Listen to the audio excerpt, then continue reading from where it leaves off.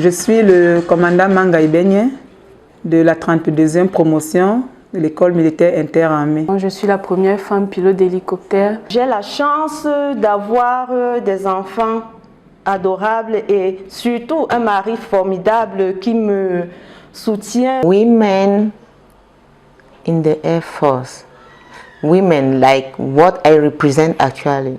Je rencontre beaucoup plus d'avantages que d'inconvénients dus au fait que je sois de sexe féminin. Elles sont femmes, épouses, mères d'enfants, citoyennes et modèles d'engagement dans un métier où leur genre suscite des jérémiades sociales. Être femme et s'engager dans l'armée, pour quel épanouissement? La tendance générale de la pensée des hommes est de croire que les femmes dans le domaine militaire ne sont pas à même d'exercer ce métier. On pourrait les croire faibles, inaptes au commandement, et parfois il se dit vulgairement qu'elles sont des repas froids des chefs militaires. Le documentaire qui vous est proposé déconstruira ces idées reçues. Voici 5 femmes au parcours exceptionnel et occupant des postes de responsabilité au sein de l'armée de l'air camerounaise, qui nous font découvrir par leurs expériences propres la désillusion sociale sur la place de la femme militaire dans ses environnements socio-professionnels et familiales. Je suis le commandant Manga Ibenye de la 32e promotion de l'école militaire interarmée, promotion Armée et Nation, 2006-2009. Je suis le commandant de bataillon de fusiliers de l'air à la base aérienne 101. Je suis le commandant Pinwa Mwabande Gabriel, épouse et son bafoué. Je suis officier de l'armée de l'air. Je suis de spécialité ingénieur aéronautique. Actuellement, j'occupe le poste de commandant du groupement des moyens techniques à la base aérienne 101, cumulativement avec celui du chef de centre de révision et des visites techniques de la base aérienne 101. Je suis le Nangem Kamfoposi, épouse Silla Sorel Stéphanie, de la 37e promotion de l'EMIA baptisée général de division Cody Jacob. Je suis pilote d'hélicoptère formé à Élu-Union en France, précisément à Angoulême. Je suis la première femme pilote d'hélicoptère et avec plus de précision, je suis la plus jeune femme pilote d'hélicoptère de toute l'Afrique subsaharienne. Je suis pilote de Bell 206, spécialisée sur Bell 206, Dauphin N1 et Dauphin N3. Je suis le commandant Mbappé Mboumé Catherine. J'appartiens à la 31e promotion de l'EMIA baptisée Promotion Paix et Modernité. Nous sommes entrés à l'EMIA le 15 septembre 2004. Donc, dans quelques mois, on dira 19 ans résolus. Je suis titulaire d'un diplôme d'administration et d'intendance, d'un master 2 en études stratégiques et c'est grâce au potentiel que j'ai accumulé durant ces 19 années de service et au diplôme que j'ai obtenu en administration et intendance que je me retrouve aujourd'hui en tant que chef bureau budget et finances à l'état-major de l'armée de l'air. Je suis le commandant Basinga Christelle Nadine. J'appartiens à la 32e promotion EMIA, baptisée Promotion Armée et Nation. Quotidiennement, j'assure les fonctions de chef bureau commissariat à l'état-major de l'armée de l'air. Je suis la première femme à occuper ce poste au sein de l'armée de l'air. Non seulement elles sont des militaires accomplis, mais elles sont également des épouses et des mamans. Ce sont des pionnières qui excellent chacune dans son domaine. Mon travail en tant que commandant de ce bataillon, c'est la sécurité générale de cette plateforme, ça veut dire la sécurité générale de la base aérienne 101, la protection des aéronefs qui s'y trouvent, la protection des points sensibles. Et pour cela, nous mettons un dispositif sécuritaire pour éviter toute incursion sur la dite plateforme. En fait, mon travail est structuré sur 2 volets. Il y a le volet technique et le volet militaire. Sur le volet technique, il consiste au maintien en condition opérationnelle des aéronefs pour que ces aéronefs soient tout le temps disponibles afin de réaliser les missions dévolues à l'armée de l'air. Vous voyez par exemple, on est dans le bruit actuellement parce que ma mission a été faite et un hélicoptère s'apprête à partir en vol d'ici peu. Ce qui est du volet militaire, il consiste à garder les hommes en conditions opérationnelles, la gestion administrative et aussi la discipline dans l'unité. Mon travail en tant que commandant d'escadron des vols à la base aérienne 101 est de planifier et coordonner les vols, veiller à la sécurité des vols et programmer les vols. Pour que j'arrive à être BBF aujourd'hui, il a fallu que j'obtienne un costaud background. Et ce background, aujourd'hui, en réalité, me permet de réaliser mes missions qui sont clairement définies par les 21 décrets de 2001, notamment préparer et exécuter la préparation du budget et l'exécution du budget. En termes de préparation, je travaille beaucoup avec des collaborateurs internes et aussi des partenaires externes. Il est question notamment, si on tourne autour de quelques lignes, il est question pour nous de préparer le budget de l'armée de l'air en termes de matériel, en termes d'équipement, en termes de fonctionnement courant des services. Et lorsqu'il s'agit de l'exécution, la phase d'exécution est basée sur une sorte de contrôle, parce que l'administration étant suffisamment déconcentrée, il est question d'accompagner les gestionnaires dans l'utilisation des moyens que l'État met à leur disposition pour le bon fonctionnement courant des services. Alors, au fur et à mesure que ces crédits sont consommés, nous faisons une sorte de contrôle pour vérifier qu'il n'y ait pas de faute de gestion dans l'utilisation de ces moyens. Au quotidien, nous assurons au bureau commissariat la fonction logistique, soutien de l'homme, que nous remplissons au travers de 3 missions essentielles qui sont l'administration des personnels, la gestion du matériel HCCA. HCCA, c'est habillement, couchage, campement et ameublement. Et la dernière des missions, c'est tout ce qui concerne l'alimentation de la troupe. Donc, dans tout ce qui rentre dans le volet administration des personnels, nous traitons tous les dossiers qui sont relatifs aux avantages et les droits des militaires. Par exemple, la solde, les dossiers de pension, retraite, que ce soit pour tous nos camarades qui sont déjà en retraite, des dossiers tels que le soutien aux obsèques pour les camarades qui sont décédés en opération, qui sont décédés en activité ou qui sont décédés à la retraite. Et puis dans le domaine HCCA, c'est tout ce qui est relatif au matériel d'habillement, au matériel de couchage, campement et ameublement, comme cela est spécifié réellement dans l'intitulé de la deuxième mission.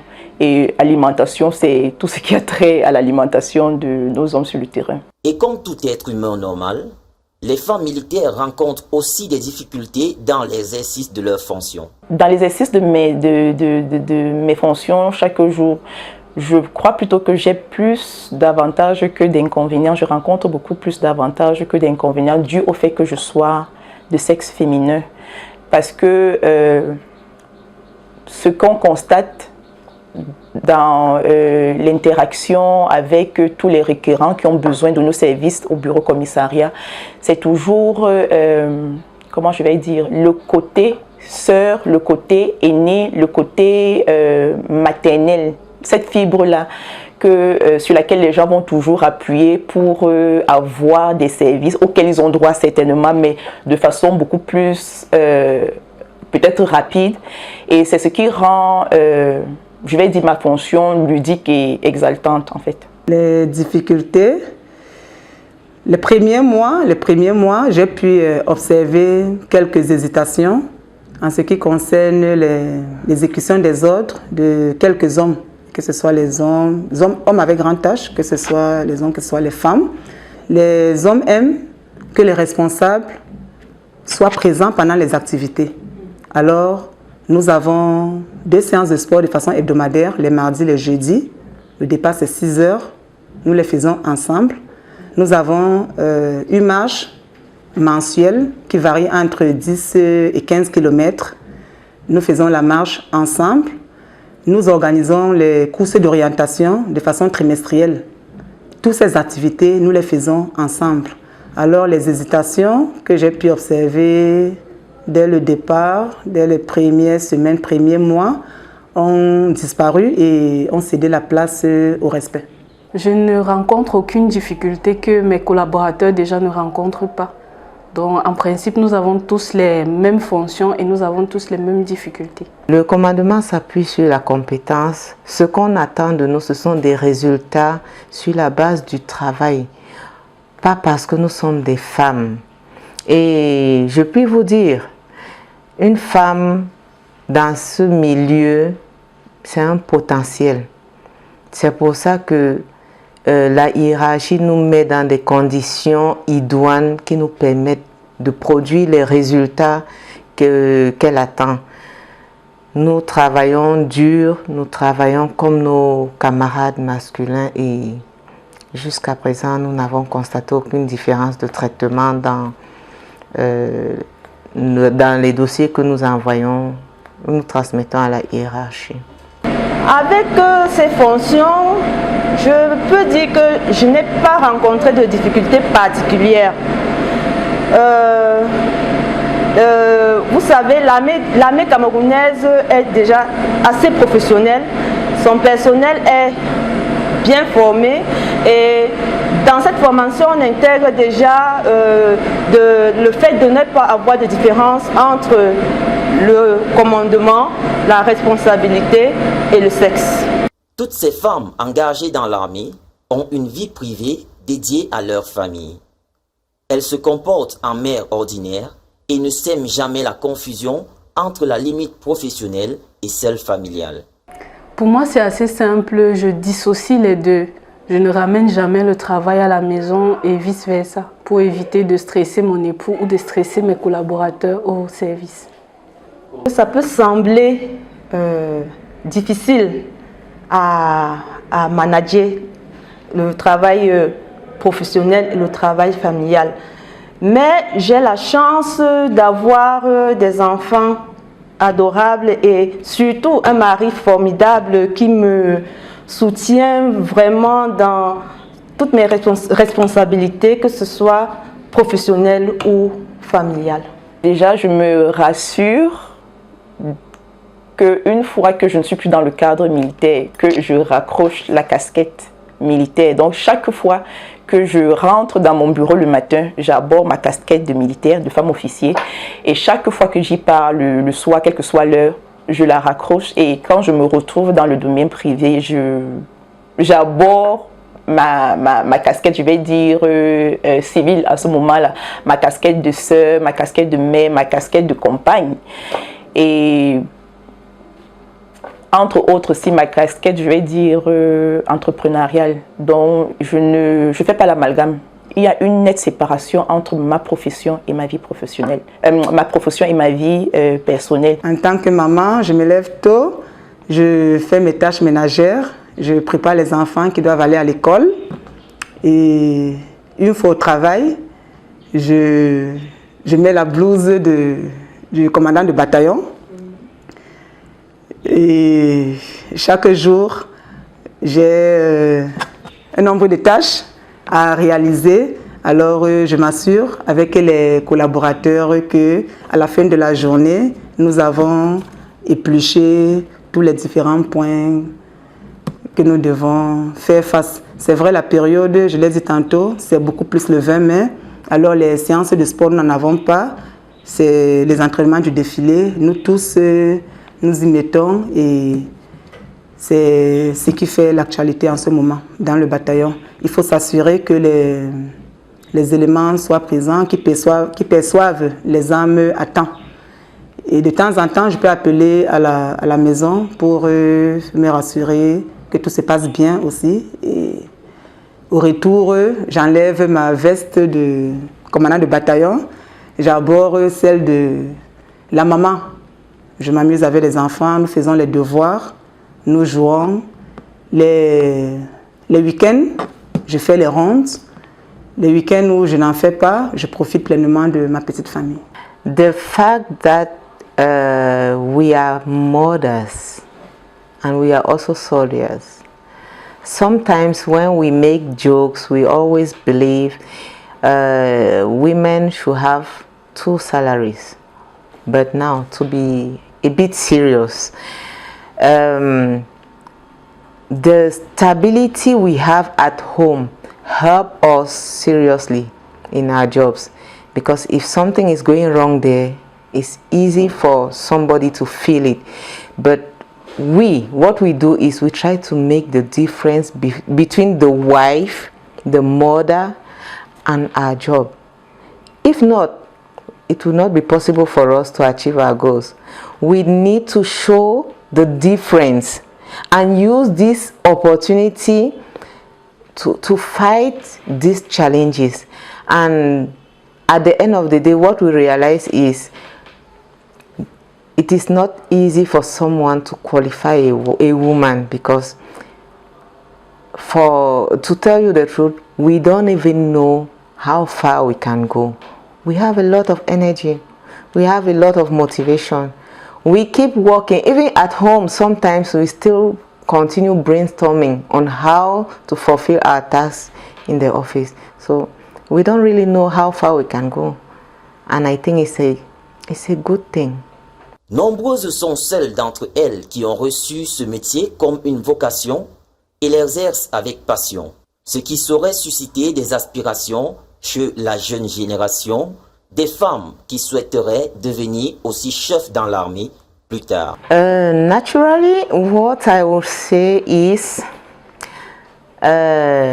women in the Air Force, women like what I represent actually, it's a great capability.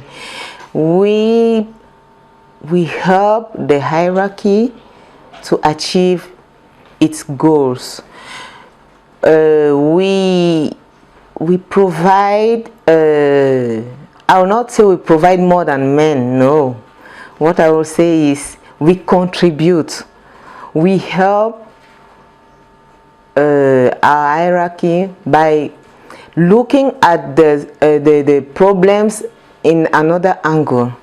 So I think the diversity we have actually is most helpful for the hierarchy than being a problem. That's what I think, and I believe what we do is really appreciated by the hierarchy, and they see the effort we put to achieve these goals. And also, let me tell you something, to be the first female officer occupying this post is like a challenge. It's like a challenge because traditionally what we know about the military is that we see men, we see people fighting. It's true that we get the same training. We are trained in the same training centers, but being here as the first female is a huge challenge. Everybody expects something from you. Everybody expects you to bring solutions that other people cannot provide, and that is where the challenge is. As a woman, what I can say is that I'm patient. I bring enough of patience. I listen to all my collaborators. I listen to all soldiers, to all non-commissioned officers. They can have problems. They know my door is always open. I bring that maternal sweetness among them. We are always together. We can exchange. We can speak. Whatever be the subject, we speak, and as usual, we understand each other. En tant que femme, j'apporte cette petite touche féminine et l'esprit maternel. Par exemple, je suis commandant d'escadron des vols.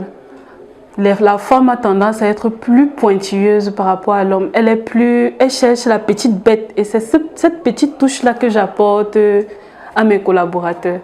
Que je fais tout vraiment en restant militaire mais avec une légère touche de douceur. À l'occasion de la célébration de la 51e fête de l'unité nationale, un zoom y a été fait. The contribution I bring during this period, the period is what we are waiting for the March pass of 20th May. We have started since many weeks with the practice. So we are together with them. I avoid punishing them anytime. I listen. I give them much advices before sanctioning them. So we keep on working from 8:30 to 11 a.m.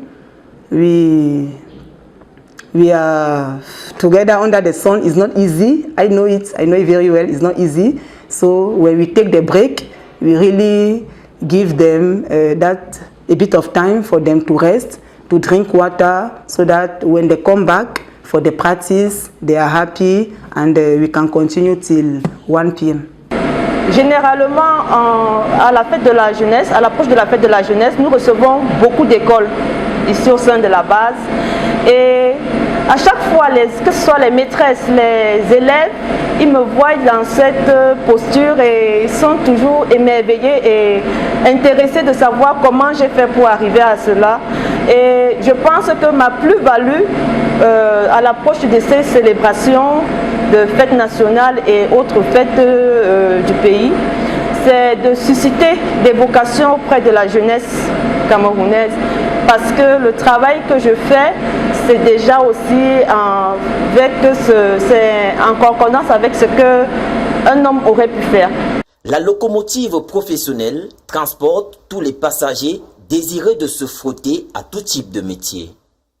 Peu importe votre genre, si vous êtes passionné par un métier, faites comme ces dames, osez et réalisez-vous. Le conseil que je vais donner à mes jeunes sœurs, c'est de ne surtout pas hésiter, de s'intéresser aux forces de défense en général et en particulier à l'armée de l'air. Surtout parce qu'on a déjà une école de métier à l'armée de l'air dans laquelle on peut avoir facilement accès aux différents métiers de l'armée de l'air. Et tous ces métiers sont passionnants, en particulier celui de l'ingénierie aéronautique. Il faudrait déjà avoir un amour porté pour le métier des armes. Parce que moi, ma passion pour le métier des armes est venue lorsque j'avais 6 ans. Je me rappelle, je fréquentais l'école maternelle de la gendarmerie, c'était du côté de Bouya. Et justement, j'aimais voir les gendarmes en képi et il y avait des dames parmi ces gendarmes-là. Et c'est de là que m'est venue, je crois, c'est de là qu'est née ma vocation et j'ai entretenu ma vocation. Donc, même les études que j'ai faites, c'était pour finir par rentrer dans l'armée. Et une fois que je me suis retrouvée dans les rangs de l'armée de l'air, j'ai continué avec détermination à apprendre les métiers parce que le métier que je fais aujourd'hui, par exemple, c'était pas ce que je prévoyais faire dans le civil. J'ai appris ce métier-là au sein de l'armée de l'air et aujourd'hui, je l'exerce. Donc, ce que je donnerais comme conseil à nos jeunes consoeurs qui sont même déjà dans l'armée et qui aspirent à rentrer dans les rangs de l'armée de l'air, il faudrait déjà avoir un amour bien profond, une passion pour le métier des armes, avoir la motivation et la détermination d'apprendre et d'exercer le métier en question. We are always happy to receive newcomers here because we think we need to hand over what we know to a younger generation. If I have people who want, like women and men who want to join the military, I will seriously encourage them. Why? We are fighting for a noble cause. We are fighting to defend the integrity of our country. We are protecting our values, and I don't think someone will die for something else. This is very important. We are proud to be Cameroonians and proud to serve the nations no matter what happens. So if they have to come, I will encourage them. I will encourage them. I will even motivate them because I think they need motivation. And I will tell them they are fighting for a noble cause. They are here to protect others. If people are sleeping today, it's because we are outside. If they have peace today, it's because we are outside. We are awake because we need them to get rest. And we need them to continue to work for us to have a prosperous and developed country. So I will seriously encourage them.